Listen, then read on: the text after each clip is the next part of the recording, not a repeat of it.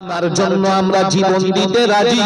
আপনি যদি বলেন আমার জন্য আরব সাগরে ঝাঁপ দিতে হবে, আমরা মদিনার মুসলমান। হযরতে মিকদাদ রাদিয়াল্লাহু তাআলা আনহু বলেছিলেন, ইয়া রাসূলুল্লাহ, হাবিবাল্লাহ, হুজুর আমরা রাজি রাজি রাজি আপনার জন্য। আমরা এমন করে যদি বলেন সামনে থেকে লড়াই করতে হবে আমরা রাজি, যদি বলেন পিছন থেকে লড়াই করতে হবে রাজি, যদি বলেন ডাইনে বামে লড়াই করতে হবে রাজি, এমনকি আপনি যদি বলেন নবীর জন্য এমন করে আরব সাগরে ঝাঁপ দিয়ে মরতে হবে তাতেও আমরা রাজি।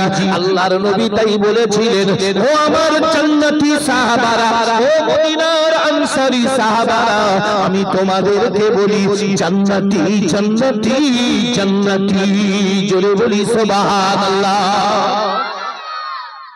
এই জন্য তো বিশ্ব নবী বলেছেন আসহাবী কাল নুজুম, আমার সাহাবারা নক্ষত্রের মতো, তাদের ব্যাপারে তোমরা কোনো কথা বলো না, তাদের নামে কথা বলো না, বাজে মন্তব্য করো না। জানো আজকে আমরাও মুসলমান আর তারাও ছিলেন মুসলমান, দেখেন নবীর জন্য কি করেছে। আজকে আমরা নবীর জন্য দিনে একবার দরুদ শরীফ পড়ি কিনা সন্দেহ। সেই কবে কলমাখানির দাওয়াত দেবে আর মিলাদ হবে আর মৌলভী সাহেব বলবে দরুদ শরীফ পড়ো, জোরে পড়ো, আরো জোরে। কেউ পড়ে কেউ পড়ে না।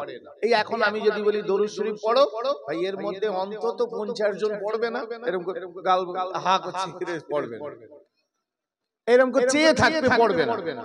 ভাই খুব কষ্ট হয়, আমি অবাক হই। জলসা যদি যাই হয়তো অনেকক্ষণ ওয়াজ করে করে একটা একঘেয়েমি হয়ে যাচ্ছে, তো মাঝে মাঝে একটু আল্লাহর রাসূলের উপরে দরুদ পড়ি।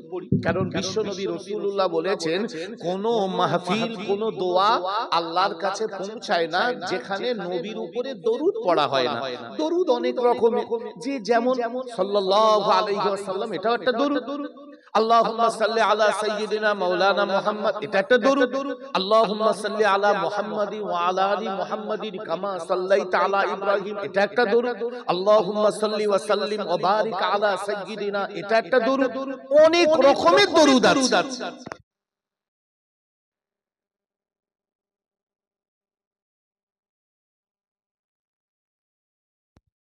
ভাই 12 আনা মানুষ দরুদ পড়ে না, মানে পড়তে চায় না। ওই কেউ কেউ একটু এই বাচ্চা কাচ্চাগুলো এখানকার আলহামদুলিল্লাহ বেশ জোরে জোরে পড়ছে, আর ওই সুরে আরো 5 জন এরকম ঠিক বসে রয়েছে। এই সুযোগ রয়েছে তাও পড়ে না, অথচ এই হাদিস আমাদের কম বেশি কানে পড়ে। মান সাল্লা আলাইয়া সালাতান ওয়াহিদা, যদি কেউ বিশ্ব নেতা বিশ্ব নবী রাসূলুল্লাহর উপরে একবার দরুদ শরীফ পড়ে, মান সাল্লা আলাইয়া সালাতান ওয়াহিদা, বিশ্ব নবী বললেন আমার উপরে কেউ যদি একবার দরুদ শরীফ পড়ে, আশারা সাওয়াবান, 10টা নেকি আল্লাহ পাক আল্লাহ তাআলা তার নামায়ে আমালে দিয়ে দেবে। জোরে বলি সুবহানাল্লাহ। নবীর উপরে একবার দরুদ শরীফ পড়লে যদি 10টা নেকি হয়, তাহলে সারা দিনে আপনি 10 বার পড়লে 10 10 কে 100, 100 নেকি তো একদম হামেশা আপনার আমলের জুড়বে। 100 ডেইলি যদি 100 হয়, তাহলে মাসে কত হবে? 3000। মাসে যদি 3000 হয়, বছরে কত হবে? 36000। এই 36000 যদি বছরে হয়, আপনার বয়স যদি 40 হয়, তাহলে আপনার জান্নাতে যাওয়া কেউ আটকাতে পারে? কিন্তু খুঁজলে দেখেন 300 নেকি নেই। তার মানে আমরা নেকির কাজ মনে হচ্ছে কিছু একটা করি, কিন্তু আদেও আমরা নেকির কাজ করছি না। আর সাহাবারা কি করতেন? আমার নবী তারা তো নব মুসলিম, কারণ তারা তো মার পেট থেকে মুসলমান হয়ে জন্ম নেয়নি। আমার নবীর আখলাক দেখে, আমার নবীর চরিত্র দেখে, আমার নবীর আদর্শ দেখে মুগ্ধ হয়ে তারা ইসলাম কবুল করে তারা নবী প্রেমে পাগল হয়ে গেল। তাই তারা কি করলো? রাসূলুল্লাহ বললেন মাতার যুদ্ধ হবে। মাতার বলে একটা জায়গা, সেই জায়গার উপলক্ষ করে ওই জিহাদটার নাম মাতার জিহাদ। এই জিহাদে আমি তোমাদেরকে বলছি অংশ নিতে হবে। তো এই জিহাদটা হবে খুব কঠিন জিহাদ, খুব কঠিন জিহাদ। তো সাহাবাদেরকে নবীজি বললেন যে তোমাদের ভিতরে প্রথম আমি সেনাপতির নাম বলছি, যায়েদ বিন হারিস। আমার পোষ্য পুত্র, নবীজির পোষা ছেলে যায়েদ বিন হারিস। কোথায় তুমি যায়েদ? হযরতে যায়েদ বিন হারিস বিশ্ব নেতা, বিশ্ব নবী সরকারে দো আলম রাসূলুল্লাহ হাবিবুল্লাহর পোষা ছেলে। এই যায়েদ বিন হারিস এমন করে উঠে দাঁড়ালেন, যায়েদ বিন হারিসকে বিশ্ব নবী বললেন, ও যায়েদ, মনে রাখো তুমি হলে এই জিহাদের, আজকের এই জিহাদের কেমন করে সেনাপতি। আল্লাহর নবী তারপরেই বললেন, এই জিহাদের 2 নাম্বার সেনাপতি হবে, এই জিহাদের মাঠে 2 নাম্বার সেনাপতি হবে আমার চাচাতো ভাই জাফর বিন আবি তালেব। কোথায় তুমি? জাফর বিন আবি তালেব 2 নাম্বার সেনাপতি। ভাই আমি কিন্তু আজকের ওয়াজটা করছি মৃত্যু সংক্রান্ত নিয়ে।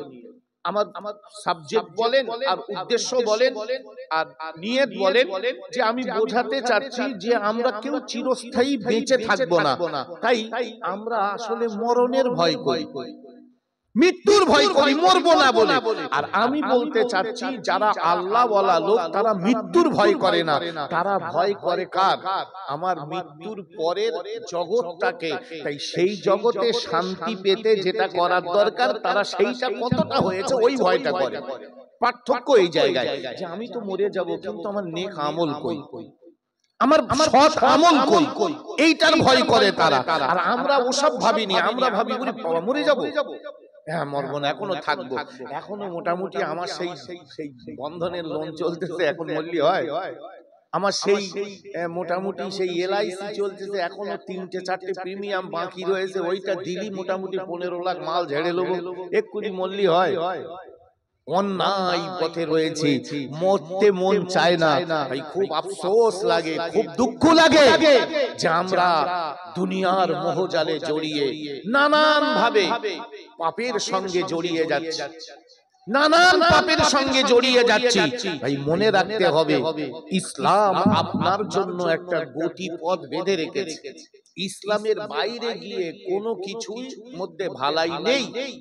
নামাজ পড়লে সওয়াব হয়, এটা নিশ্চিত সত্য, নামাজ পড়লে সওয়াব হয়, কিন্তু আবার এই নামাজ পড়লে গুনাহ হয় জানেন? যদি বলে নামাজ পড়লে গুনাহ হয়, হ্যাঁ নামাজ পড়লে পাপ হয়। নামাজ পড়লে যেমন সওয়াব হয়, এই নামাজ পড়লে পাপও হয়। রোজা করলে যেমন সওয়াব হয়, আবার এই রোজা করলে পাপ হয়। কোরআন পড়লে যেমন সওয়াব হয়, আবার এই কোরআন পড়লে পাপও হয়। আমি ছোট্ট কথায় বলি, যেমন ভাই জোয়াল ওয়াক্তে নামাজ পড়া জায়েজ।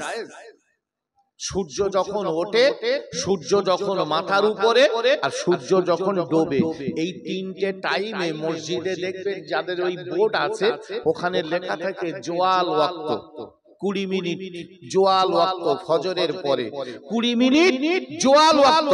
ভাই ওই টাইমে নামাজ পড়া যায়? নিষেধ। তো জোয়াল ওয়াক্তে নামাজ পড়া নিষেধ, গুনাহ হবে, আপনি পড়বেন না। রোজা করলে সওয়াব হয়, কিন্তু কেউ যদি ঈদের দিন, 2 ঈদের দিন আর বকরা ঈদের পরে 3 দিন রোজা রাখে তাহলে তার সওয়াব হবে? ঈদের দিনে রোজা রেখে সওয়াব হবে? গুনাহ হবে, কারণ বছরে 5টা দিন রোজা রাখা হারাম। 2 ঈদের দিন আর বকরা ঈদের পরে, ঈদুল আজহার পরে 3 দিন, এই মোট 5 দিন বছরে রোজা রাখা হারাম। এই বছরে এই 5 দিন এমন করে রোজা রাখা যাবে না, এই বছরে 5টা দিন রোজা রাখা নিষেধ করা হয়েছে। বছরে এই 5টা দিন রোজা রাখা নিষেধ, হারাম। এখন আপনি রোজা রাখলে সওয়াব হয় ঠিকই, কিন্তু শরীয়ত আপনাকে বলেছে বছরে এই 5টা দিন রোজা রাখা যাবে না। 3 নাম্বার, কোরআন পড়লে সওয়াব হয়, কিন্তু কোরআন বলছে ওয়ারাতিলিল কুরআনা তারতিলা, তোমরা কোরআনটাকে বিশুদ্ধভাবে পড়ো। কোরআন ভুলভাল পড়লে সওয়াব হবে না, বরং ঈমান চলে যেতে পারে। অকতালা দাউদু জালুতা, দাউদ নবী জালুতকে হত্যা করেছিল। কিন্তু ওয়াকাতালা দাউদার জায়গায় কেউ যদি বলে ওয়াকাতালা দাউদু জালুতা, তার মানে হবে জালুত দাউদ নবীকে হত্যা করেছিল। এরা মানে পাল্টাচ্ছে, দেখেছেন একটা জেদ জবরে। যেমন ইন্না আ'তাইনাকাল কাউসার ফাসাল্লি লিরাব্বিকা ওয়ানহার, হে নবী আমি তোমাকে কাউসার দান করেছি, তুমি তোমার প্রভুর নামে নামাজ পড়ো আর কুরবানি করো। ইন্না শানিয়াকা হুয়াল আবতার, যারাই তোমাকে হাঁটখুড়ো বলে প্রকৃতপক্ষে তারাই হবে হাঁটখুড়ো। এখন এই ওয়ানহার শব্দ অ নুন বড় হা র, ওয়ানহার বড় হারে, কেউ যদি এইভাবে পড়ে তাহলে মানে ঠিক, কেউ যদি ছোট হা দিয়ে পড়ে নাহরুন, নাহরুন বড় হা দিয়ে তার মানে হলো কুরবানি, আর ছোট হা দিয়ে নাহরুন, নাহরুন মানে দিন বা নদী, নদী। তার মানে কতটা পাল্টে যাচ্ছে, আপনার ঈমান চলে যেতে পারে। তাই কোরআন বলছে ওয়ারাতিলিল কুরআনা তারতিলা, তোমরা কোরআনটাকে বিশুদ্ধভাবে তেলাওয়াত করো, শুদ্ধভাবে সুন্দর করে তেলাওয়াত করো। নিজের খেয়াল খুশি মতো কোরআন পড়লে সওয়াবের পরিবর্তে গুনাহ হতে পারে। এখন শরিয়াতের মানে মেনে আমরা চলিনি, আমরা শরিয়াতের বিরুদ্ধচারণ করে চলি। ভাই আফসোস লাগে, আমাদের সমাজেও কিছু কুসংস্কার এখনো চলে আসছে। সেই শবে বারাতের দিন বোম ফাটানি, ভাই বন্ধ হচ্ছে? অথচ ওই দিনটা ইবাদতের দিন। আমরা কিছু মানুষ মনে করলেও আমরা আমাদের ছেলেদের বাজার থেকে পটেকা কিনে দিচ্ছি, চকলেট কিনে দিচ্ছি, ফুলঝুরি কিনে দিচ্ছি, এ বাতি সে বাতি কিনে দিচ্ছি। এখনো এমন করে অনেকেই ভাবে যে মানুষ মারা যাওয়ার পরে 40 দিন তার রুহু বাড়ি আসে। কোনো প্রমাণ নেই মানুষ মরে গেলে আবার তার রুহু তোমার বেড়াতে আসবে। দেখতে আসেন, দেখি মালেরা কিরাম গোশ খাচ্ছে, দেখে আসি। রুহু চলে গেছে, আবার কি করে ফিরে আসবে? রুহু তো চলে যায় দুটো জায়গা, একটা ইল্লিন একটা সিজ্জিন। এখনো এই কুসংস্কার গুলো আমাদের সমাজে রয়েছে। 4 দিন করতে হয় কেন, করি কেন, এটা আমরা জানিনি। ভাই ঘাট দেনা করে 4 দিন করে মানুষ মরে গেলে, কিন্তু 4 দিনটা কি জানেন? কোনদিন জানার চেষ্টা করে না, আর জানেও না তো। আর খুব আফসোস লাগে, আসলে কোন মানুষ মারা গেলে ওই বাড়ির স্বামী স্ত্রী বেটি রেখে শোক পালনের নিয়ম হলো 3 দিন।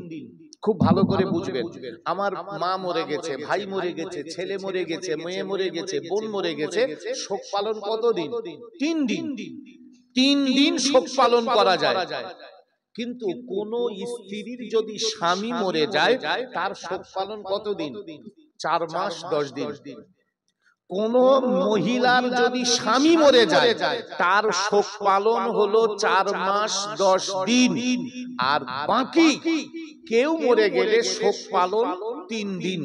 তো ধরে নেন আমার বাড়িতে কি ভাইয়ের বাড়িতে কেউ মারা গেছে, আমরা পাশাপাশি প্রতিবেশী, তো তার বাড়িতে কি আমার বাড়িতে কেউ ইন্তেকাল করেছে, আমার বাড়ি 3 দিন আর রান্না বান্না, দুঃখ আফসোস বেদনা। তাই পার্শ্ববর্তী আমার এ পাশে ওই পাশে, তারপরের দিন রাত, 3 দিন হয়ে গেল। এইবারে একটা বিবেক আছে তো, তাই 4 দিনের দিন সেই যারা যারা প্রতিবেশী কবর খোঁড়ায় পয়সা নেয়, আপনাদের এখানে নেয় না, তাহলে সে তো একটা সওয়াবের আশায় আপনার বাপ আপনার মা আপনার ভাইয়ের জন্য করেছে, তাই সেই লোকগুলো একটু বলা হয়। যারা বাঁশ টাস কাটাকাটি করে এরা পয়সা নেয়, এরাও পয়সা নেয় না, তাহলে তারে একটু বলা হয়। যারা আমাদের খাইয়েছে এরা কি বলে যে 3 দিন খাইয়েছি 50 টাকা করে, মোটামুটি 3500 টাকা হয়ে দিও, এরকম বলে? তাও বলে না। তাহলে হাল জাযাউল ইহসান ইল্লাল ইহসান, তুমি যদি আমার উপরে দয়া করো তাহলে আমারও একটা বিবেক বা উচিত তোমার উপরে দয়া করা। তাই 3 দিন আমার প্রতিবেশীরা আমাকে খাইয়েছে, আমার বাপ মরে গেছে, আমার মা মরে গেছে, তাই আমার গ্রামের মানুষ কবর খুঁড়ে দিয়েছে, বাঁশকুটি কেটে দিয়েছে, সবাই মিলে একটা সহানুভূতি দেখিয়েছে। তাই আমার ক্ষমতা অনুযায়ী 50 জন কি 70 জন কি 100 জনকে নিয়ে একটু খানা খেয়ে একটু আমার আব্বা আমার মা আমার ভাই আমার ছেলে আমার মেয়ে আমার বোন আমার স্ত্রী যেই মারা গেছে তার কবরের কাছে একটু জিয়ারত করে একটু দোয়া করা, এর নাম 4 দিন। ও বাবা, উনি 4 দিন করতেছে ওনার বোনির, ভাসুরির, ভাইরাবার, খালুর, নানির ছেলে ডেকে, অথচ বাড়ির পাশের লোকের খোঁজ নেই। এর কি 4 দিন বলে? পেয়েছেন কোথায়? কে বলেছে আপনার? কোন হাদিসে রয়েছে? কোন কিতাবে রয়েছে? 4 দিন হচ্ছে, অথচ পাশের বাড়ি তালা দেওয়া। বলে কি ব্যাপার? বলে ওদের বলিনি বলে ওরা সৌর বাড়ি চলে গেছে। তার মানে ওরে বলিনি, এর নাম 4 দিন। কোথায় পেলেন আপনি? আপনার পাড়ার গরিব গুরুগুলো কোথায় গেল? আপনার বোনির, ভাসুরির, খালুর, ভাইরাবার ছেলে ডেকে আনতে বলেছে কেডা আপনার? সে ঘোড়ার ডিম বদমাইশ, নামাজ পড়ে না, কোরআন পড়ে না, কালাম পড়ে না, আসার সময় 3 বার দাঁড়িয়ে পেশাব করে রুমালে মুছেছে, আর তারে দিয়ে তোমার বাপের জান্নাতে পাঠাচ্ছে। কোথায় পেলে তুমি এসব? খুব কষ্ট লাগে এখনো। এই জন্য ইসলাম জানা দরকার, ওয়াজ নসিহত শুনতে হবে, সেখানে যেতে হবে। আপনার এখন আর অন্ধ যুগ নেই তো, মানুষ শিক্ষিত হয়েছে। আবার বলছে বাকি একটা শুনলাম, ভাসুর নাকি ভাদ্র গৌরী মিষ্টি খাওয়াবে। এইসব শয়তানি বুদ্ধি কোথা থেকে উৎপত্তি আমার বুঝি আসে না। ভাই, ভাসুর আর ভাদ্র গৌর সম্পর্ক কি? যার সাথে যার বিয়ে যায় তার সাথে তার কথা বলা হারাম। যার সাথে যার বিয়ে যায় তার সাথে কথা বলা হারাম, তার সাথে মেলাম মানে সামনাসামনি হওয়া হারাম। তাই ভাসুর ভাদ্রগৌর মিষ্টি দিতে গিয়ে গা জড়াবে না, গলা জড়াবে না, চুমু খাবে। এসব কোত্থেকে উৎপত্তি হয় আমার বুঝি আসে না। কে বললো? কোথায় আছে? কোন হাদিসে রয়েছে? কোন মাওলানা বলেছে? কোন হুজুর বলেছে? আসলে সব এ বলবে ওই বলেছে, ওই। আমি আগে বলছিলাম না, 16 বছর মাদ্রাসায় পড়াশোনা করেছি, তারপরে তো কিছু বলতে পারি মানুষের সামনে না। হঠাৎ করে এসে আমার 5000 টাকা দাও, আমি ওয়াজ করব, অত সহজ?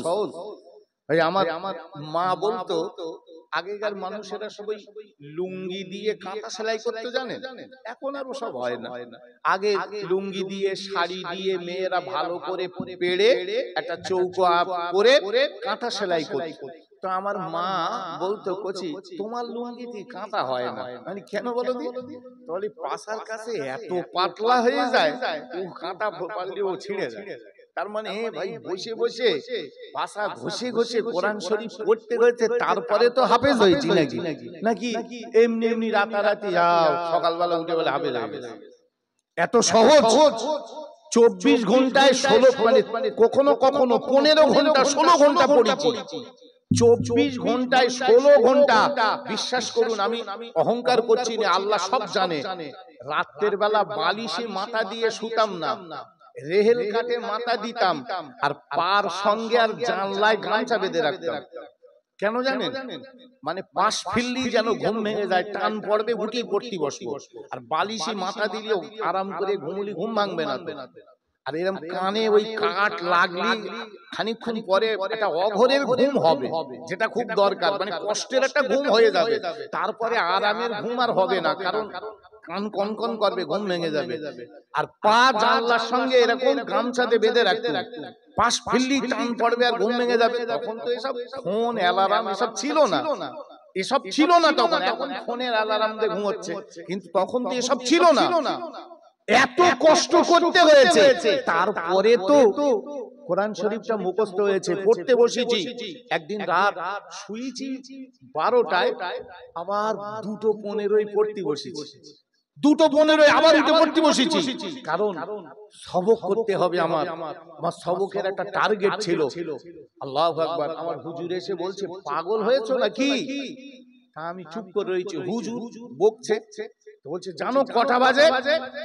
খুব বকাবকি করছে। আমি বললাম, ঘড়ি দেখতে আসলে ভুল হয়ে গেছে, আমি মনে করি 4:15, কিন্তু বাস্তবে 2:15। আমি বলি 4:15 হয়ে গেছে, আজান দেবে। বলছে বদমাশ কোথাকার, 4:15? এখন 2:15 বাজে, যাও গে শুয়ে পড়ো, পরে উঠবে। তারপরে তো ভাই হচ্ছে আপনার আসতে মন চায় না, পাড়ায় মিলাদ হচ্ছে, আপনি ওসব মোল সাহেব যা বল সব জানেন। কিছু কিছু মানুষের অহংকার। আবার বলছে মিলাদ শুনে কি হবে? আবার কেউ কেউ বলে বলে হইরাম হয়, এই শুরু হয়েছে, এইবার এই পাড়া ও পাড়া হদ্দম হবে। নাউজুবিল্লাহ। জানেন আমরা তো প্রতি রাত্রে জলসা করি। এই আজকে গতকাল ছিল, আজকে এখানে হয়ে গেল, আবার আগামী কাল কি ওই জায়গাটা বাগানাটি জলসা রয়েছে, তারপরের দিন জলসা রয়েছে সেই আপনার রাজারহাট ভাতুড়িয়া। প্রত্যেক রাত্রে তো আমরা জলসা করি। বিশ্বাস করুন, কসম খোদা, আমি কোনোদিন এই পয়সা চেয়ে নিয়ে ফুরিয়ে নিয়ে আমি কোনোদিন মিলাদে যাইনি, যে পয়সার নেশায়ও আসি। যদি তাই হতো আজকে আমি এই জায়গায় এখন আমি আসতাম না। কেন জানেন? আমার এক খুব নিকট আত্মীয় মারা গেছে, তার জানাজা জোহর নামাজ বাদ, কিন্তু আমি সেখানেও যেতে পারলাম না। ওরা আমার বলছে, ছেলেরা আলী হাসানাস বলে, হুজুর অন্য মাওলানাদের নিষেধ করেছি, শুধু আপনি একা থেকে একটু সবরেসানি করে দেবেন, আর মানে সব মাওলানাদের আর মানা করেছি, কারণ এই দুর্যোগ মাথায়। এখন আমি যদি বলি আমার কুটুম্ব মরে গেছে আমি যাব না, তাহলে তো ওরা বিপদে পড়ে যাবে, কারণ ওরা তো আর কারণ সব মানা করে দিয়েছে, তো বাধ্য আমি। কিন্তু সেই জানাজায় আমার ভাইদের বললাম তোমরা যাও, আমি যেতে পারবো না, কারণ আমার কথা দেওয়া রয়েছে, আমার বড় যে যেতেই হবে, যেতেই হবে সেখানে। কারণ আমি এটা বুঝতে পারছি, আমি এই মজলিসটায় যদি না আসি, আজকের এই মজলিসটা একদম পন্ডু হয়ে যাবে। তো যদি আমার পয়সার নেশায় হতো, আমি এরকমটা করতে পারতাম না। এইটুকু অন্তত যে দিনের শিক্ষার জন্য আমাদের আসতে হবে। এই যে কথাগুলো বললাম, আমাদের সমাজে এখনো এই কুসংস্কার গুলো রয়ে গেছে। মাটি দিতে যাচ্ছে অধিকাংশ মানুষ, এরম মাটি দিচ্ছে। আপনি একবারও কি জানেন কবরস্থানে বসে বসে মাটি দিতে নেই? ভালো করে একদম বসে জৌত করে বসে মাটি দিচ্ছে না। ইহুদিরা মাটি দেয় আর নাসারারা মাটি দেয়। ইহুদিরাও মাটি দেয়, খ্রিস্টানরাও মাটি দেয়। আপনি জানেন? ইহুদিরা মাটি দেয়, খ্রিস্টানরাও মাটি দেয়। এই বারাসাতে আপনার হসপিটালের ঠিক অপোজিটে দেখবেন খ্রিস্টান কবরস্থান রয়েছে। কোনোদিন যদি সুযোগ থাকে বা কেউ মরে টরে যায়, দেখবেন ওরাও মাটি দেয়, কিন্তু ওরা ওই দাঁড়িয়ে দাঁড়িয়ে দেয়, আর ইহুদিরা বসে বসে দেয়। তাই মুসলমানদের মাটি দেওয়ার নিয়ম হলো উবু হয়ে, বসেও না দাঁড়িয়েও না, আর উবু হয়ে মাটি দেবেন। মিনহা খালাকনাকুম, এই দোয়াটা তাকে শুনিয়ে দেওয়া, এই মাটির থেকেই তোমাকে তৈরি করা হয়েছিল। ভাই অনেকেই বলেন মাটি দেওয়ার দোয়া লেখেন, তবে মূলত এই কথাগুলো ওই মুদ্দাকে স্মরণ করিয়ে দেওয়া। মিনহা খালাকনাকুম, এই মাটির থেকে তোমাকে তৈরি করা হয়েছিল। অফিহা নুঈদুকুম, এই মাটির ভিতরে আমরা তোমাকে রেখে যাচ্ছি, তবে একেবারে না।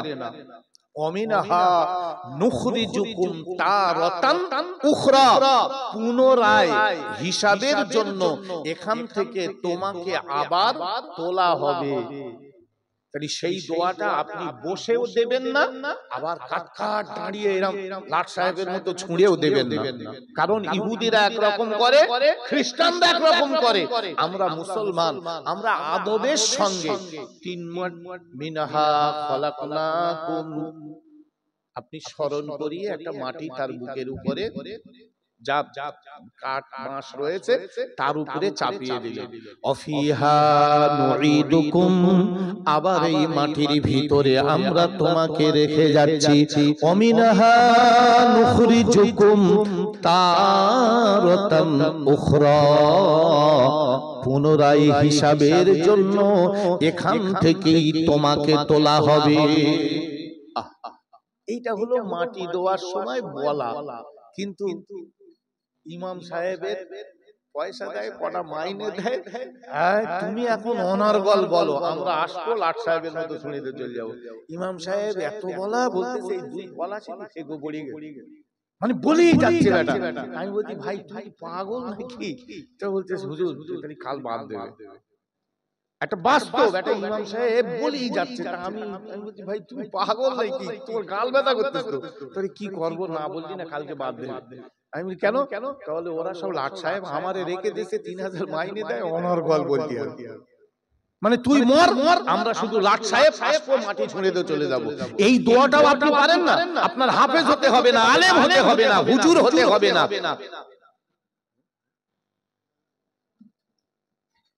আজান দিচ্ছে সাড়ে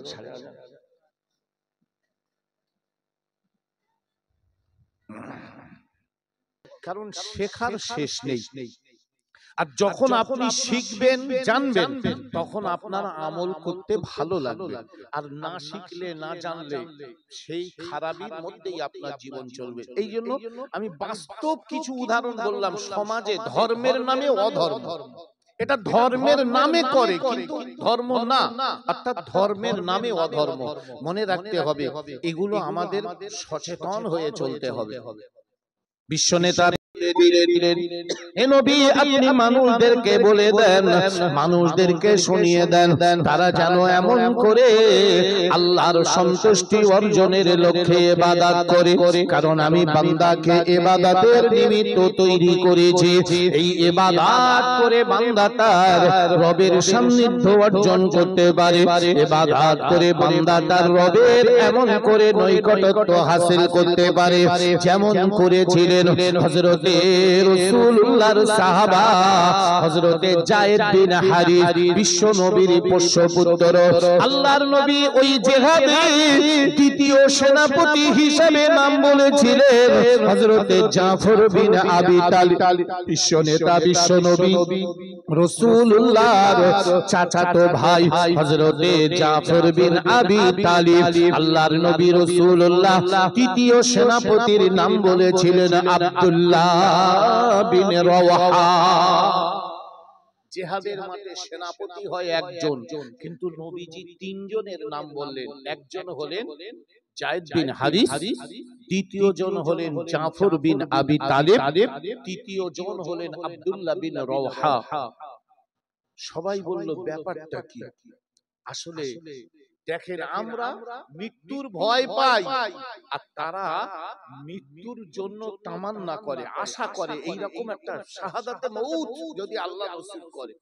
কারণ এই মউতটা যে জান্নাতি মউত, তাই তারা বারবার দোয়ার মধ্যে সাহাবারা বলতেন, আল্লাহ তোমার কাছে শাহাদাতের মউত তামান্না করছি, আশা করছি তোমার কাছে যে আল্লাহ তুমি আমাকে শাহাদাতের মউত নসিব করো। শাহাদাতের মউত মানে কি? দ্বীনের জন্য, কোরআনের জন্য, ঈমানের জন্য, ইসলামের জন্য, নবীর জন্য জীবন দেওয়া, এটা হলো শাহাদাতে মউত। তারা তামান্না করত, আশা করত এইরকম মউত। আর আমরা মউত থেকে দূরে পালাই। এক নাম্বার কারণ আমরা আমল থেকে যেমন দূরে আছি, মউত থেকেও ভয় করে দূরে পালাই। আর সাহাবারা কি, নবীজি তিনজনের নাম করলেন, তিনজনাই হাত উঁচু করে বললেন লাব্বাইক ওয়া সাআদাইক ইয়া রাসূলুল্লাহ, হুজুর আমরা রেডি। নবী বললেন না, বাড়ি যাও, বিবি আছে, বাচ্চা আছে, মা বাপ রয়েছে, তাদের কাছ থেকে বিদায় নিয়ে এসো। কারণ তোমরা যাচ্ছ, ফিরলে গাজী আর মরলে শহীদ, দুটোর একটা হবে। ফিরে আসলে গাজী আর মরে গেলে শহীদ। অর্থাৎ একটা কথা আছে না, হাতি মরলেও লাখ টাকা, বাঁচলেও লাখ টাকা। হাতির কোনো দিকে লস নেই। তো যারা জিহাদের মাঠে যায় এদের কোনোটাই লস নেই। ফিরে আসলে এদের নাম হবে গাজী, বেঁচে ফিরে আসলে নাম হবে গাজী, আর মরে গেলে নাম হবে শহীদ। আর যারা শহীদ হয়ে যায় সবথেকে তাদের এমন করে কত সুন্দর মর্যাদা। আল্লাহর নবী রাসূলুল্লাহ বলেন, কোন শহীদের গোসল দেওয়া হয় না। আমরা মারা গেলে গোসল দেওয়া হয়, আমাদের নতুন কাপড় পরিয়ে, আমাদের গা হাত পা আলগা করে গোসল করিয়ে দিয়ে তবে আমাদের পরিষ্কার কাপড় পরিয়ে কবরের মধ্যে দেওয়া হয়। আর যারা শহীদ হয়ে যায় আল্লাহর নবী রাসূলুল্লাহ বলেছেন এদেরকে গোসল দেওয়া হয় না, ওই রক্ত মাখা ধুলো বালি লাগা জামা কাপড় পরা অবস্থায় এদেরকে কাফন পরিয়ে কবরের মধ্যে দেওয়া হয়। শহীদের কি মর্যাদা! কিয়ামতের দিন হাসরের মাঠে যখন উঠবে, আমার আল্লাহ জিজ্ঞাসা করবে, ও বান্দা বান্দারে, সবাই পরিষ্কার পরিচ্ছন্ন কাপড়ে আছে, তোমাদের গায়ে রক্ত কেন? তোমাদের গায়ে ধুলোবালি কাদা কেন? ওই ব্যক্তি তখন বলবে, আল্লাহ তোমার নবীর জন্য জীবন দিয়েছিলাম, কোরআনের জন্য জীবন দিয়েছিলাম, দ্বীনের জন্য জীবন দিয়েছিলাম, তাই তোমার নবী আমাদেরকে ভালোবেসে ইজ্জত দিয়ে সম্মান দিয়ে ওই রক্ত মাখা জামা কাপড়েই এমন করে কিয়ামতে পাঠিয়ে দিয়েছে। আল্লাহ তুমি যদি আরেকবার আমাদের দুনিয়ায় পাঠাও, তোমার দেওয়া জীবনটা আমরা আরেকবার লড়াই করে দিয়ে দেব। আমার আল্লাহ বলবেন না না, আর দুনিয়ায় যেতে হবে না, এবারে আমি তোমাদেরকে এমন একটা জান্নাত দেব যে জান্নাত সম্পর্কে আল্লাহ বললেন জান্নাতিন তাজরি মিন তাহতিহাল আনহার। একটা মনোরম জায়গা, এই জান্নাতে আমি তোমাদের দেব। আর এই জান্নাতের আশায় সাহাবারা জীবন দিয়ে দিয়েছে। আর আমরা বলি বাবারে মরবো না, যদি ভিটে বাড়িটাও বেচতে হয় তাও ব্যস্ত, মরবো না। ছেলে মেয়ে ভিক্ষে করুক, ঘর বেচে দেবো, আমি মরবো না। ভাই কেন বলেন তো? মরণের ভয় এত, আমল নেই তাই। অনেক কথা বলেছি এই সম্পর্কে, আমি আগেই বলেছি আজকের আমার ওয়াজ কবর মউত নিয়ে। সেই শুরু থেকেই আমি বোঝাতে চাচ্ছি ভাই পৃথিবীতে চিরদিন থাকা হবে না, থাকা যাবে না। তাই আপনি ওপারে যাওয়ার জন্য কতটা প্রস্তুতি নিয়েছেন, কতটা তৈরি আছেন আপনি? সত্যি আপনার আমল আছে তো? তার মানে কাছে পয়সা থাকলে বাজার করতে আনন্দ হবে, আর কাছে পয়সা না থাকলে খানা পিনে আলোয়া পোলোয়া কালিয়া কোপ্তা বিরানি বুরহানি কিচ্ছু ভালো লাগবে? ভাগ্নির বিয়ে হবে বলছিলাম না, প্রচুর খানা পিনার আয়োজন করেছে, মামা ভাবছে তাই তো কিছু একটা তো নিয়ে যেতে হবে। মামা দেখছে পকেটে পয়সা নেই, সোমবারে বিয়ে, রোববার দিন থেকে মামার পেটে যন্ত্রণা শুরু হয়েছে। বলছে কালকে বিয়ে, বলে আমার শরীর খুব খারাপ, ফোন করে বলে দাও, বিশাল পেট ছিঁড়ে মোটামুটি হাঁটুর কাছে লেবে এসে। তার মানে মালের পয়সা নেই, মিথ্যে কথা। কেন বলেন তো? পয়সা নেই, বেইজ্জতি হতে হবে, তাই বিয়ে বাড়ির কালিয়া কোপ্তা বিরানি পড়ে থাক, ওখানে যাওয়া যাবে না। বাজারে না গেলে ছেলে মেয়ের খাওয়া হবে না জানে, তারপরেও বলছে আমি বিরাট কাজ রয়েছে, 200 টাকা দিচ্ছি চালা, আমি বাজারে যাব না। তার মানে পয়সা নেই। আর পয়সা কাছে থাকলে দুটো তিনটে ব্যাগ ভর্তি করে হাড়োয়ার থেকে শনি রবিবার আর বৃহস্পতিবার বাজার বাড়ি আসে। ভালো ভালো ভেটকি মাছ, কল্লা মাছ, একেবারে রুই মাছ, কাতলা মাছ, ইলিশ মাছ আসবে। আর পয়সা না থাকলে এই রাত 8:30টার সময় গিয়ে পচা তেলাপিয়া কিনে বাড়ি আনবে। তার মানে পয়সা নেই। ঠিক আপনার যদি আমল থাকে, মরণের পরে আপনার কোনো ভয় নেই, আপনি জান্নাতে যাবেন। রাবেয়া বসরি তার সম্পর্কে একজন লিখছেন যে রাবেয়া বসরি যখন মউত হয়ে যাবে, রাবেয়া বসরিকে মুনকার নাকিররা এসে সওয়াল জবাব করে, তা রাবেয়া বসরিকে এসে বলছে মান রব্বুকা, তোমার প্রভু কে?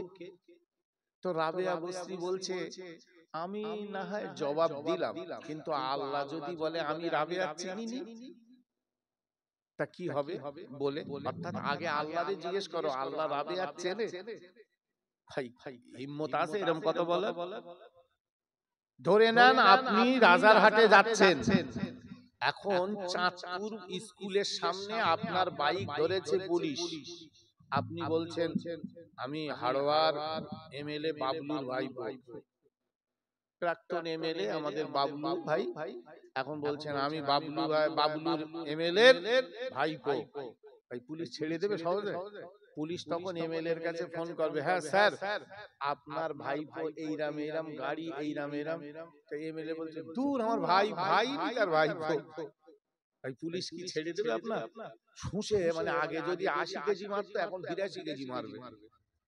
তার মানে মিথ্যা কথা বলেছো, একটা ভুয়ো খবর দিতে চেষ্টা করেছো। তাহলে আমি বলছি আমি এমএলএ এর ভাইপো, আর এমএলএ বলছে আমি চিনিই নি, তাহলে কি ভাইপো বলে ছাড় পাওয়া যাবে? ঠিক এই রকম রাবেয়া বসরিকে প্রশ্ন করা হচ্ছে তোমার আল্লাহ কে, তোমার রব কে, তোমার সৃষ্টিকর্তা কে, তোমার মালিক খালিক রাজিক কে? তো রাবেয়া বসরি বলছে আমি না হয় বললাম আল্লাহ আমার রব, আর আল্লাহ যদি বলে আমি রাবেয়া চিনি নি, তাহলে বলে কি হবে? ওই দিন আগে আল্লাহরে জিজ্ঞেস করো আল্লাহ রাবেয়া চেনে কিনা। ভাই এই কথাটার ওয়েট কত জানেন? কত সহজ। অত সহজ। আমার নবী বিশ্ব নবী, আমার নবী, কিন্তু আমি যখন বলবো মুহাম্মাদান নবী, মুহাম্মদ আমার নবী, এই কথাটা আমি বলবো আর আমার নবী বলবে আমি রাবেয়াকে চিনি, তাহলে বারবার নবী নবী নবী নবী নবী নবী বলে আমার লাভটা কি হবে? ওই রাবেয়া বসরি এই কথাটা বলার হিম্মত কে করে পায়? ওই রাবেয়া বসরি, তাকে একবার প্রশ্ন করা হয়েছিল, ও রাবেয়া, রাবেয়া, বিয়ে করা তো সুন্নত, তুমি একটা নেকারিনী, তুমি একটা আল্লাহওয়ালি মহিলা, তুমি কেন বিয়ে করলে না? রাবেয়া বসরি বলেছিল, ও আমার আল্লাহর বান্দারা, আমি রাবেয়া, আমি জানি বিয়ে করলে স্বামীকে ভালোবাসতে হবে, বিয়ে করলে স্বামীকে সময় দিতে হবে, বিয়ে করলে স্বামীর কাছে অনেক সময় থাকতে হবে, কিন্তু আমার স্বামীর ভালোবাসা, আমার স্বামীর কাছে থাকা, স্বামীর কাছে সময় দেওয়া, এই সময় আমার নাই।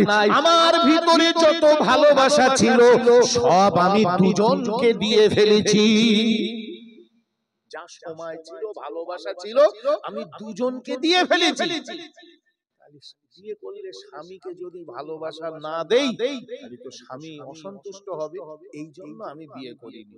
কারণ স্বামী বলবে বিয়ে করলে রাত্রের বেলা আমার পাশে থাকতে হবে, আমার সঙ্গে আত্মীয় স্বজনের বাড়ি যেতে হবে, আমাকে ভালোবাসতে হবে, কিন্তু ওই সব টাইম তো আমার নেই। সব টাইম আমি দুজনার দিয়ে ফেলেছি। আর যা ভালোবাসা, স্বামীকে ভালোবাসতে হবে, সেই ভালোবাসাও তো আমি দুজনে দিয়ে ফেলেছি। কাকে দিয়েছো রাবেয়া? তুমি তো বিরাট আল্লাহওয়ালা মানুষ, তুমি কাকে দিয়েছো? রাবেয়া বসরি ওই সময় বলেছিল, আমার বুকের ভিতরে, অন্তরের ভিতরে যত ভালোবাসা, যত প্রেম, যত মায়া, যত মমতা ছিল, সব আমি আল্লাহ আর আল্লাহর রাসূলকে দিয়ে ফেলেছি। সুবহানাল্লাহ। এই জন্য তো রাবেয়া বলতে পেরেছিল যে আল্লাহরে জিজ্ঞেস করো রাবেয়া চেনে? নবীকে জিজ্ঞাসা করো যে রাবেয়া চেনে তো?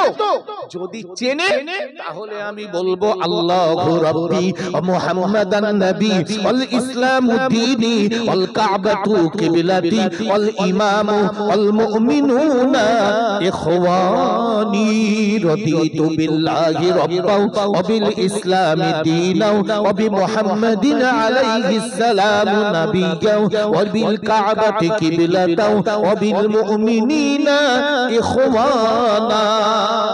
এই জবাব তো তখন আমি দেব।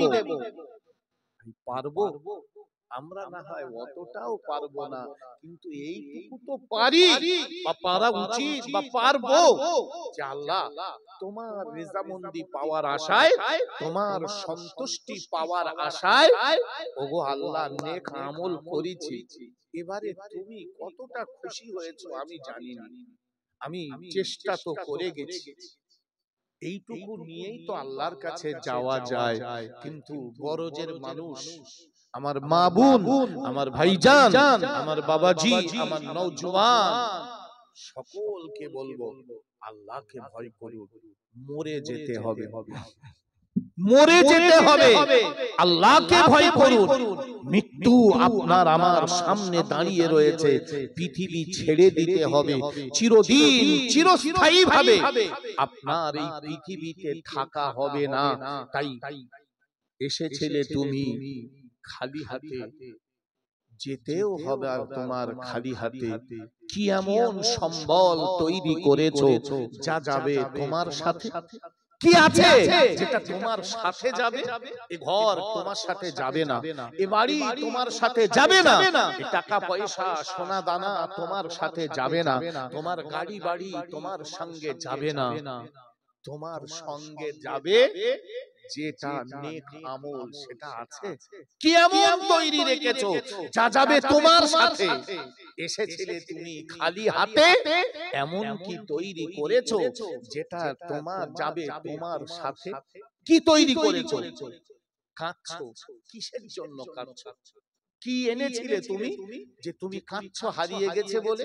তোমার তো কিছুই ছিল না, তাহলে হারাবার প্রশ্নটা আসে কোত্থেকে?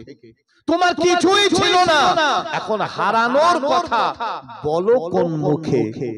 রিক্ত আমি সিক্ত আমি, আমার কিছু নাই, আছে শুধু ভালোবাসা, এটাই দিতে চাই। রিক্ত আমি সিক্ত আমি, আমার কিছু নাই, আছে শুধু ভালোবাসা, এটাই দিতে চাই।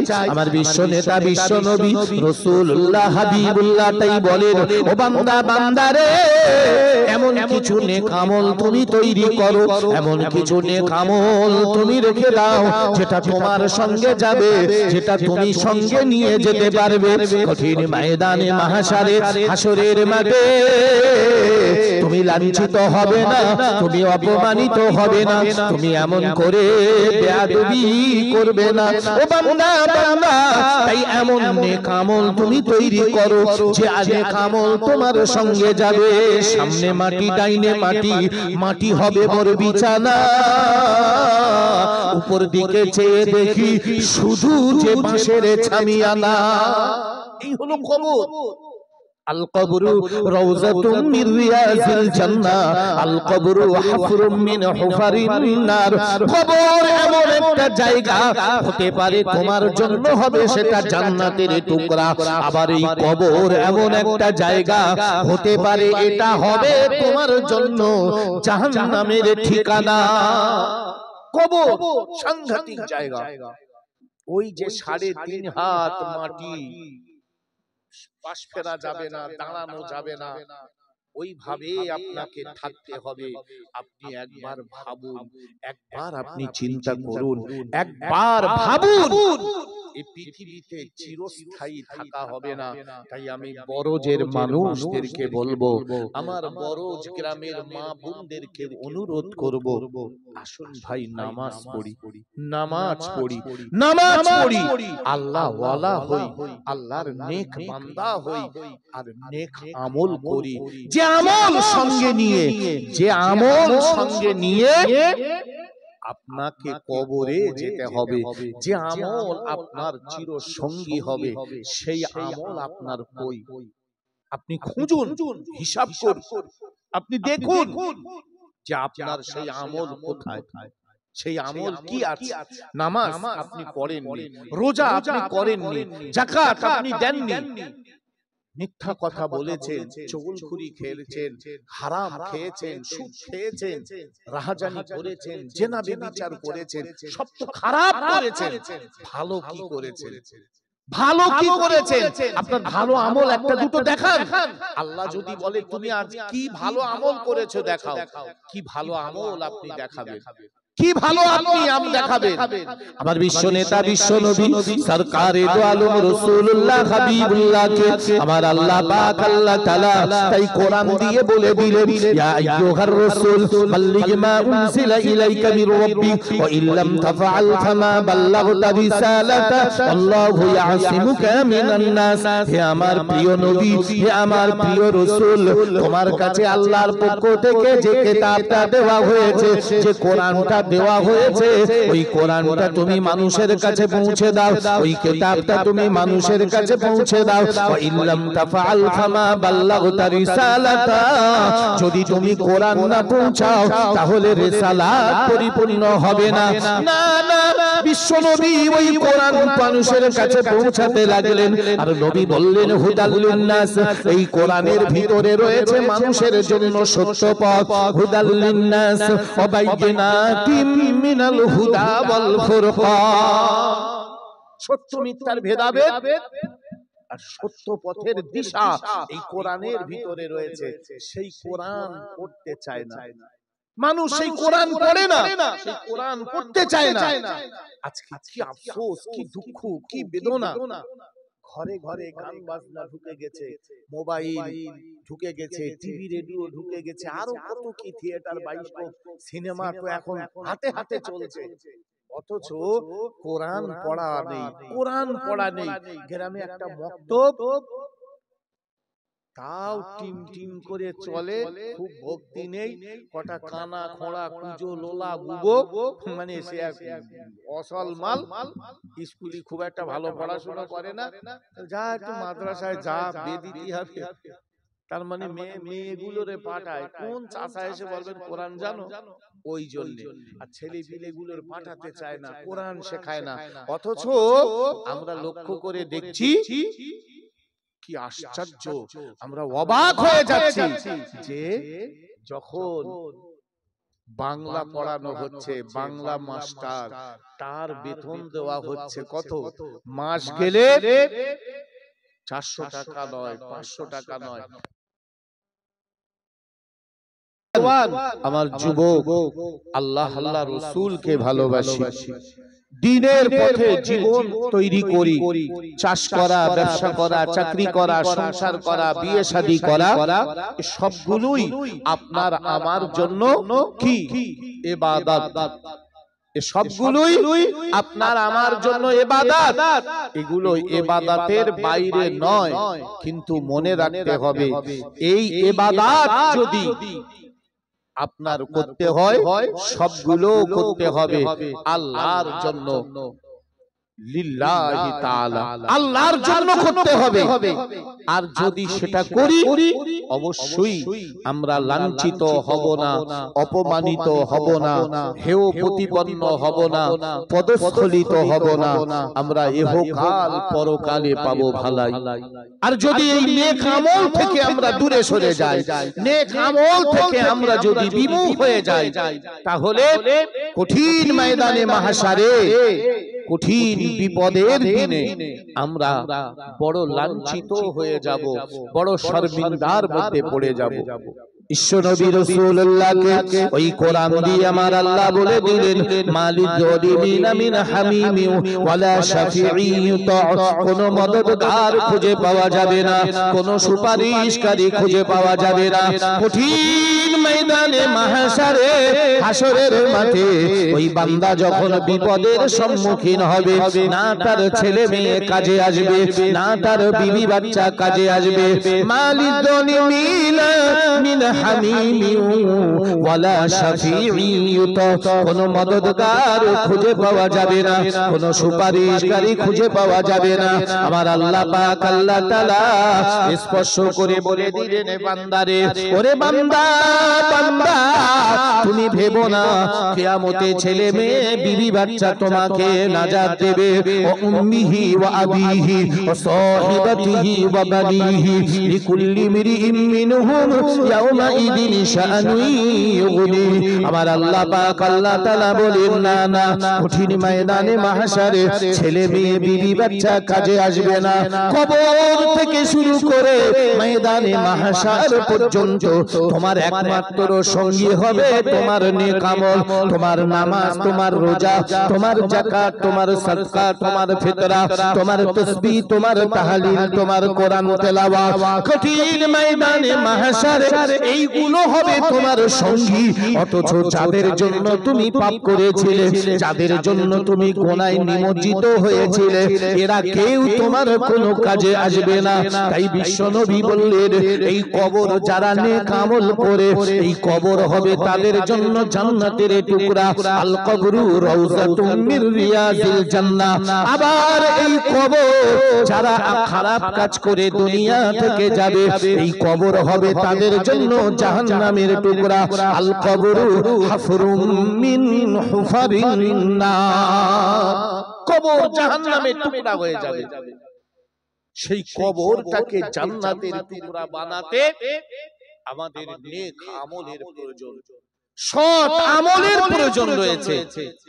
বড় বড় আলেমে দ্বীন, বড় বড় বুজুর্গানে দ্বীন, বড় বড় সাহাবায়ে কেরাম, তাদের জীবন আদর্শগুলো আপনি শুনলে অবাক হবেন। হযরতে যায়েদ বিন হারিসের কথা বলছিলাম, হযরতে জাফর বিন আবি তালেবের কথা বলছিলাম। তারা মরতে ভালোবাসছিল, মরতে ভালোবেসেছিল। হযরতে জাফর বিন আবি তালিব বাড়িতে চলে গেল, বিবিকে ডেকে বলেছিল, ও বিবি, বিবি রে, তুমি শুনলে খুশি হবে, তোমার স্বামী জান্নাতে যাবে, তোমার স্বামী জান্নাতে যাবে। হযরতে জাফরের বিবি বলেন, স্বামী গো, বুঝতে পারিনি তোমার কথা। ওই সময় জাফর বিন আবি তালিব বলেন, বিশ্বনবী আমাকে সেনাপতি করেছে, মাতার যুদ্ধ হবে, আমি ওই জিহাদে চলে যাব। ও বিবি, বিবি রে, তুমি শুনলে খুশি হবে যে আমি জান্নাতে চলে যাব।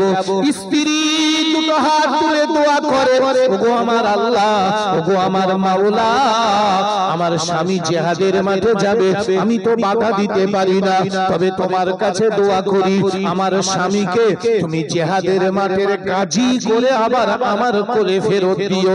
হযরতে জাফর বিন আবি তালেব তলোয়ারটা খাপ থেকে বার করে স্ত্রীর হাতের উপরে মৃদু আঘাত করে বলেছিল, ও বিবি, বিবি রে, তোমার এই উল্টো দোয়া কবুল হবে না, তুমি এই উল্টো দোয়া করো না, তোমার উল্টো দোয়া আল্লাহ শুনবে না, কারণ আমার আগেও একজন পরেও একজন, আমি মাঝখানে, আমি যে শহীদ হয়ে যাব এতে কোন রকমের সন্দেহ নাই।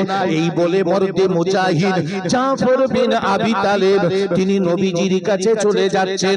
প্রতিমধ্যে এমন করে তার ছেলে মেয়েগুলো আব্বা আব্বা করে চিৎকার করে। মর্দে মুজাহিদ জাফর বিন আবি তালেব বাপের বেটা একটা বারের জন্য পিছনে তাকালো না। কে ছেলে, কে মেয়ে, কে বিবি, কে কাঁদছে না, আমি আল্লাহর জন্য জীবন দিতে যাচ্ছি। এর নাম তো জান্নাতে যাওয়ার আশা। কারণ তারা জানতো এপারে দুনিয়া আর ওপারে জান্নাত, মাঝখানে আড়াল পর্দা একটাই, সেটা হলো মউত। মউত মানে একটা সিঁড়ি, এইটা শুধু পর্দা, তা না হলে কোনো কষ্ট নেই। আজকে আমি আপনি আমরাও যদি আমাদের নেক আমল থাকে, আমাদের কোনো টেনশন নেই। কিসের ভয় মরণের? ভাই মরণের ভয়তে পালিয়ে যেতে আপনি পারবেন? তাই তো আমি একদম শুরুতেই ওই দোয়াটা পড়েছিলাম, ওই আয়াতটা পড়েছিলাম, কুল হে নবী তুমি বলে দাও, ইন্নাল মাউতাল্লাযী তাফিরুনা মিনহু ফাইন্নাহু মুলাকীকুম। হে নবী তুমি বলে দাও, যারা মরণ থেকে, মৃত্যু থেকে পালিয়ে যাচ্ছে, ফাইন্নাহু মুলাকীকুম, মৃত্যু একদিন তাদেরকে মোলাকাত করবেই, মৃত্যু একদিন তাদের সঙ্গে দেখা করবেই, এতে কোনো রকমের সন্দেহ নাই, কোনো রকমের সন্দেহ নাই যে মৃত্যু তার সঙ্গে দেখা করবে। আপনি কি ভাবছেন মৃত্যু আপনাকে ছেড়ে দেবে? আপনার জন্য মৃত্যু দয়া করবে? আপনার জন্য মৃত্যু কি আপনার জন্য একটু দয়া, একটু রহম করবে? না, পৃথিবীতে কোনোদিন করিনি। বাপের কোল থেকে ছেলেকে নিয়ে চলে গেছে, ছেলের কোল থেকে বাপকে নিয়ে চলে গেছে, এমন করে ছেলেকে কাঁদিয়ে বাপকে তুলেছে, মাকে কাঁদিয়ে মেয়েকে তুলেছে। মউত এমন একটা জিনিস, মালাকাল মাউত বলে, আমি দয়া বুঝি না, আমি শুধু আমার রবের হুকুম বুঝি, আমি শুধু আমার মাওলার হুকুম বুঝি। আমি দয়া বুঝিনি, আমি শুধু আমি আমার আল্লাহর হুকুম বুঝি, আমি দয়া বলে কিছুই বুঝি না। আল্লাহু আকবার। আজকে আমি আপনি যদি একটু ভাবি, একটু যদি আমি আপনি চিন্তা করি যে সত্যিকারের আমরা সেই মউত থেকে কি পালাতে চাচ্ছি? আমরা সেই মউত থেকে কি দূরে সরে যেতে চাচ্ছি? বড়জের মানুষ কি তা পারবে? কোন পৃথিবীর কেউ তা পারবে না? না, কখনো তা পারিনি, আর পারবেও না। হাজার চেষ্টা করলেও সেটা কখনোই তা সম্ভব হবে না। আমার আল্লাহর নবী, বিশ্ব নবী রাসূলুল্লাহ হাবিবুল্লাহর কলিজার টুকরা ছটা সন্তান আমার নবীর জীবদ্দশাতেই তারা চলে গেল। আল্লাহর নবীর চারটে মেয়ে, উম্মে কুলসুম, রুকাইয়া, যায়নাব এবং ফাতেমা। এই চারটে মেয়ের ভিতরে নবীজি তিনটে মেয়ের জানাজা পড়েছিলেন। আল্লাহর নবীর তিনটে কলিজার টুকরা ছেলে সন্তান, তৈয়ব, তাহির, ইব্রাহিম, কেউ বলেছেন কাসিম। এই তিনটে কলিজার টুকরা ছেলে সন্তানকেও আল্লাহর নবী কবরস্থ করেছেন। অর্থাৎ 7 সন্তানের ভিতরে আম্মা জান ফাতেমা ছাড়া নবী আমার ছটা সন্তানের বুকে মাটি দিয়েছেন। আল্লাহর নবী রাসূলুল্লাহ হাবিবুল্লাহ নবী বলেন, আল্লাহ আমাকে নবুয়তি দিয়েছে, আল্লাহ আমাকে পয়গম্বরি দিয়েছে, আল্লাহ আমাকে রিসালাত দিয়েছে। আল্লাহ পাক আবার দেখিয়েছে গোটা বিশ্বকে আমি নবী। আমার কোল থেকে ছটা সন্তানকে আল্লাহ তুলে নিয়েছে। এমন করে নবী বলেছেন মরণ কারো উপরে দয়া করে না, দয়া করে না। আপনার কচি কচি বাচ্চাগুলো কাঁদছে বলে মরণ কি দয়া করবে? কখনো না। টাইম হয়ে গেলে ফাইদা জা আজালুহুম, সেই আজাল সেই সময় যখন এসে যাবে, লা ইস্তাখিরুনা সাআতাও ওয়ালা ইস্তাকদিমুন, এক মুহূর্ত আগেও হবে না আর এক মুহূর্ত পরেও হবে না। ফাইদা জা আজালুহুম লা ইস্তাখিরুনা সাআতাও ওয়ালা ইস্তাকদিমুন। তাই সেই মউতের জন্য আসুন ভাই তৈরি থাকি।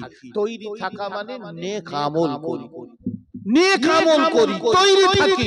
নিশ্চিত আশা করা যায় আমরা ইহকালেও পাবো শান্তি আর পরকালেও পাবো নাজাত। আর যদি এই নেক আমল না থাকে, আপনার আমার জন্য রয়েছে বিপদ, শুধু নয় মহা বিপদ। আমি আমার বক্তৃতার শুরুর থেকেই তাই বোঝাতে চাইছিলাম, ভাই নেক আমল আমাকে আপনাকে করতে হবে, সৎ আমল আমাকে আপনাকে করতে হবে।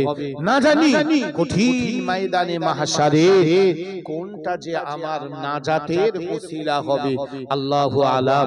আল্লাহ আমার আপনার জন্য কবুল করুন, সকলে বলি আমিন। আসুন নবীর শানে একটু সালাত ও সালাম করি। ইয়া নবী সালাম।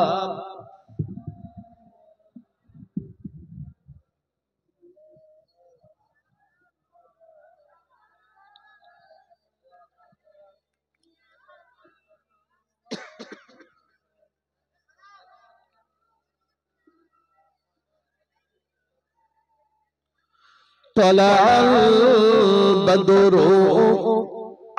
علينا من ثنية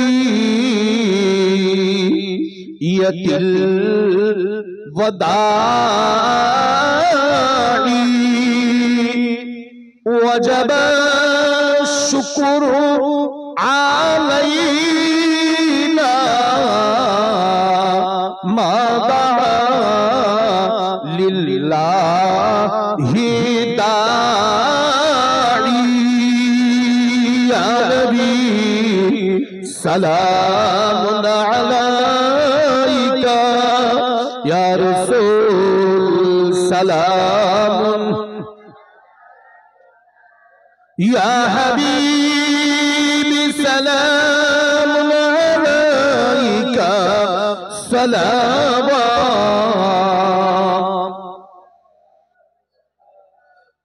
या शाफिअ المذنبين तुम्हारी ওসিলা লইয়া কাদিলেন আদম ও হাওয়া মাবুদের হইল যে দয়া কবুল করিলেন দোয়া ইয়া নবী সালাম ইয়া রাসূল সালাম ইয়া হাবিবি সালাম আলাইকা সালাম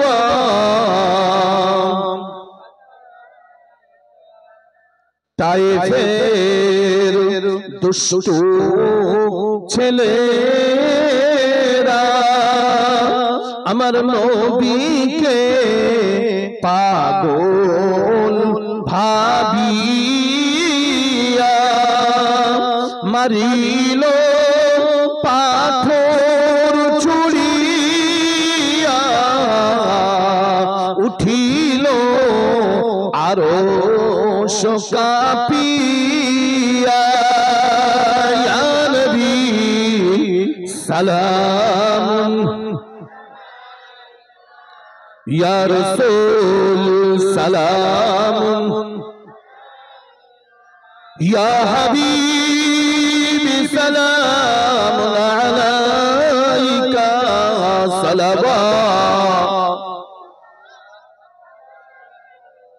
নবীজির আব্বা আব্দুল্লাহ, নবীজির আম্মা আমিনা, নবীজির দুদমা হালিমা,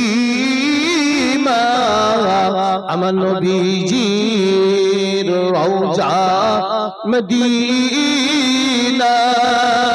ইয়া নবী সালাম, ইয়া রাসূল সালাম, ইয়া হাবিবি সালাম আলাইকা, সালাওয়াতুল্লাহি আলাইকা ইয়া রাব্বি সাল্লি।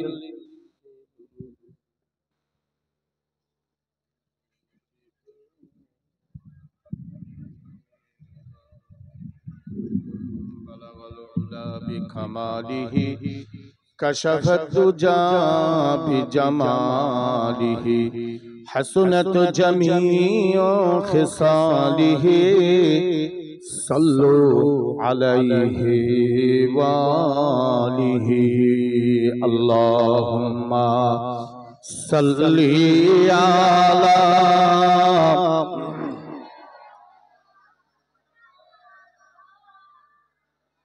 وعلى آل سيدنا।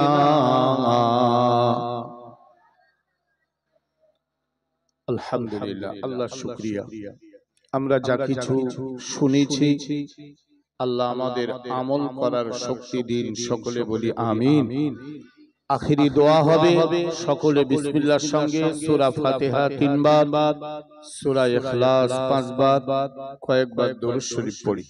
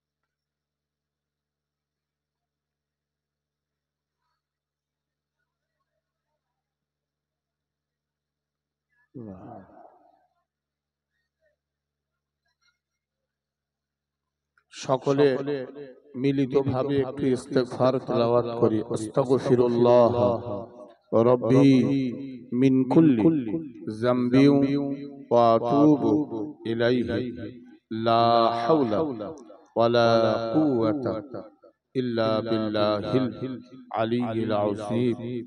আশহাদু আল্লা ইলাহা ইল্লাল্লাহু ওয়াহদাহু লা শারীকা লাহু ওয়া আশহাদু আন্না মুহাম্মাদান আবদুহু ওয়া রাসূলুহু লা ইলাহা ইল্লাল্লাহু মুহাম্মাদুর রাসূলুল্লাহ সাল্লাল্লাহু আলাইহি ওয়াসাল্লাম।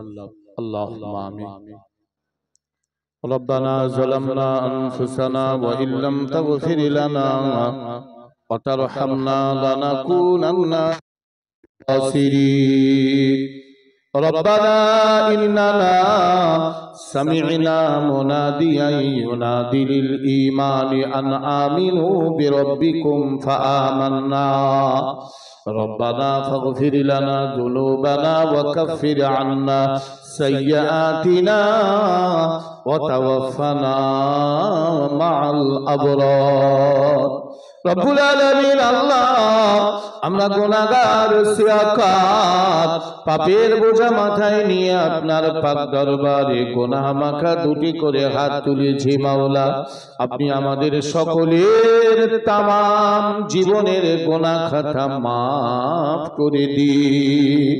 আয় আল্লাহ পাক, আল্লাহ তাআলা আমাদের এই মাহফিলকে আপনি কবুল করে দিন। যদি কিছু সওয়াব দান করেন, সর্বপ্রথমে নবী পাক সাল্লাল্লাহু আলাইহি ওয়াসাল্লামের পাক রওজা পাকে পৌঁছে দিন। আমার নবী পাকের আল আওলাদগণ, উম্মাহাতুল মুমিনিন, तमाम সাহাবাগণ, তাবিঈন, তাবিঈন, ইমায়ে মুজতাহিদিন সকলের আরবা পাকে সওয়াবগুলো পৌঁছে দিন।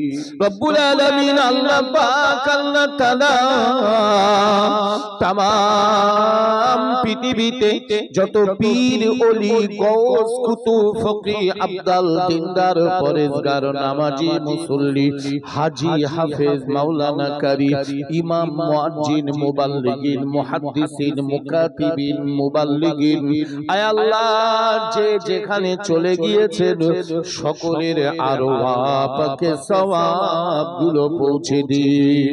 মক্কা শরীফ, মদিনা শরীফ, আজমির শরীফ, বাগদাদ শরীফ, কানকুনি শরীফ, ঘুটিয়ারি শরীফ, ফুরফুরা শরীফ, বসিরহাটে, হাড়োয়ায়, কাজীপাড়ায়, ভাঙড়ে, খোলাপোতায়, মানিকতলায়, মাঝেরাইতে, পানিগোবরায় আপনার মাহবুব বান্দা যারা চলে গিয়েছেন সকলের আরওয়াহ পাকে সওয়াব গুলো পৌঁছে দিন। আয় আল্লাহ পাক, আল্লাহ তাআলা আমরা যারা হাত তুলেছি, আমাদের আব্বা মা, দাদা দাদি, নানা নানি, ভাই বোন, শ্বশুর শাশুড়ি, আত্মীয় স্বজন, প্রতিবেশী, গ্রামবাসী, বন্ধু বান্ধব, যে যেখানে যারা ঈমান নিয়ে কবরবাসী হয়েছেন সকলের আরওয়াহ সওয়াব গুলো পৌঁছে দিন। আল্লাহ এই গ্রামে যত মানুষ যারা ঈমান নিয়ে কবরে চলে গেছেন সকলের আরওয়াহ সওয়াব গুলো পৌঁছে দিন। আল্লাহ এই বরজের মানুষ, আল্লাহ নারী পুরুষ নির্বিশেষে যারা ঈমান নিয়ে কবরের মধ্যে যারা শুয়েছে তাদের সকলের রূহে সওয়াব গুলো পৌঁছে দিন। আয় রব্বুল আলামিন আল্লাহ পাক, আল্লাহ তাআলা দয়াময়, আজকের এই জলসার জন্য যারা টাকা পয়সা, চাল ডাল, মেহনত দিয়েছেন আল্লাহ তাদের মনের নেক আশাগুলো পূরণ করে দিন। কমিটির ছেলেগুলো অক্লান্ত পরিশ্রম করেছে, তাদের নামাজি মুসল্লি বানিয়ে দিন। আল্লাহ সকলের জন্য এ জলসা নাজাতের ওসিলা করে দিন।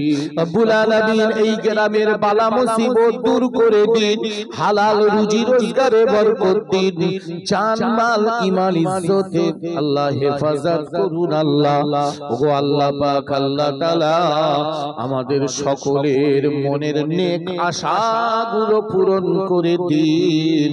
আমাদের দোয়াকে নবী পাকের কদমের ওসিলা করে কবুল করে দিন। সাল্লাল্লাহু তাআলা আলা খায়রি খালকিহি মুহাম্মাদিন ওয়া আলা আলিহি ওয়া আসহাবিহি আজমাইন বিহাক্কি লা ইলাহা ইল্লাল্লাহ লা ইলাহা ইল্লাল্লাহ লা ইলাহা ইল্লাল্লাহু মুহাম্মাদুর রাসূলুল্লাহ।